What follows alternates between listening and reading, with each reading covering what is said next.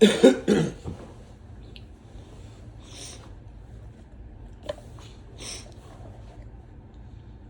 evening, Professor. It's Max Jonasson giving my oral final presentation. I will be talking about the historical and political evolution of rape. By Max Jonasson. Development of rape, excuse me. What is rape? Rape is the action of forced sexual intercourse, including vaginal, anal, or oral penetration. How often does it happen? A form of sexual assault takes place about every 98 seconds just in the United States. This includes sexual assault, which is a step before rape. The difference between sexual assault is it stops right before rape, but can be touching, fondling, or anything like that really makes somebody uncomfortable, which would not be them giving you consent to do so. You need consent to have sexual intercourse. Without that, it will be rape or sexual battery. Inequality for women, has dated back to as long as anybody can remember. They've always been treated with less respect. Rape, typically, in my opinion, is a power trip over just a sexual act.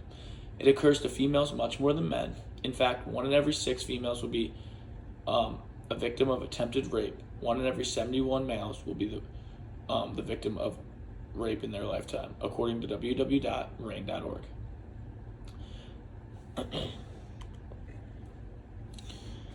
The victims movement talks about the issue of criminal violence against women. It is rape survivors who commonly found these programs for victims. This started back in the 1960s when some feminist groups started getting sick of hearing about how often women are raped and the unfair treatment towards women. The rape victims' right movement has skyrocketed since then. What happens when you're charged with battery? Well, the legislation we have was started in Michigan, who created the first criminal sex conduct law. That was in 1954, just about 50 years ago. In 1993, Nebraska was the first state to make rape a crime while married, and soon other states were to follow. In the state that we live in, Florida, the crime of rape is a second-degree felony, punishable by up to 15 years in prison, 15 years of sex offender probation, and 15 years prison, and a $10,000 fine. If you have aggravated sexual battery, it is punishable by 30 years in prison and 30 years of sex offender probation, along with the $10,000 fine. Sex offender probation means you have to register and be safe, and you cannot do a majority of things that normal people can do. You have to make your neighbors aware of who you are and what you have done. These are both according to Hornsby Law Firm.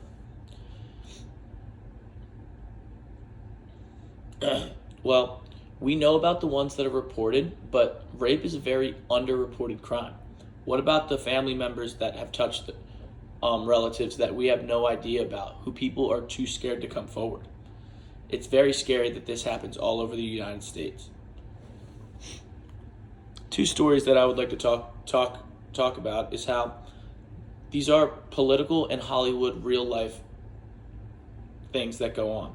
First, the political example I have is that females are not treated with enough respect all the way down from our political powers. Our former president of the United States used to own the Miss Universe pageant, and he was allowed access to the dressing rooms where these women were changing before they put on a show for him and the people in the crowd.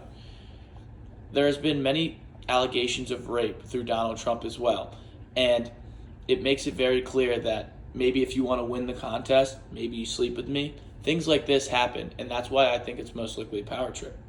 My second example would have to be how it happens to men, just not as common. But it's over a power trip again. In 1978, when Jerry Sandusky, the boys football team head coach at Penn State University, raped several players on his team. Again, the power trip. A coach versus a player. This is another example of somebody with power taking advantage. The effects. According to Rain.com, again, 94% of women that are raped experience PTSD. 33% contemplate suicide, 13% attempt suicide, and people who are raped are much more likely to use drugs. For example, 3.4 times more likely to use marijuana, 6 times more likely to use cocaine, 10 times more likely to use other major drugs.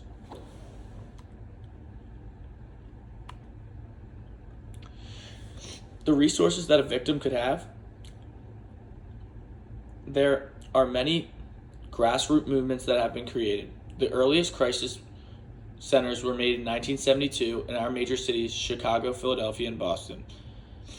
In this day and age, the movements have skyrocketed. There's a world that has the Me Too movement, which is led by survivors and victims of sexual assault. It makes people know that they are not alone with the phrase Me Too. It's a site that has resources and a way to get real help. For example, they know your issues and you can talk to survivors, hearing other stories, chat rooms, hotlines, and there's many ways to take action. As I was just saying, the resources that they have are hotlines, survivor-led groups that are made to combat sexual violence. There's a rape, abuse, incest national hotline that can be used 24 hours, 7 days a week.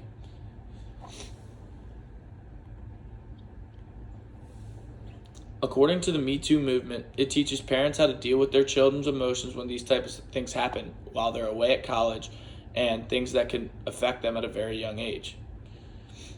What do you think what do you think should be advocated more? I definitely think the United States is on the right track with how much trouble you get in for raping somebody. But for people to do better and feel more protective, I feel like people should end the stigma of rape victims, because they can't stop what is happening to them. They are victims just like any other crime. If someone were to run into my house right now and take everything I have, I would be a victim. These victims need to be realized as real people that are struggling and not stigmatized. What strategies would I suggest? Again, making women a bigger priority in our society with the same rights that men have. If she goes to college to get a degree that I'm going to get, we should be paid the same for the jobs. It's embarrassing that women still are dealing with issues like this today. I think many people should come forward in the Me Too movement and end the stigma. This is what I think about rape in America today. Thank you for watching.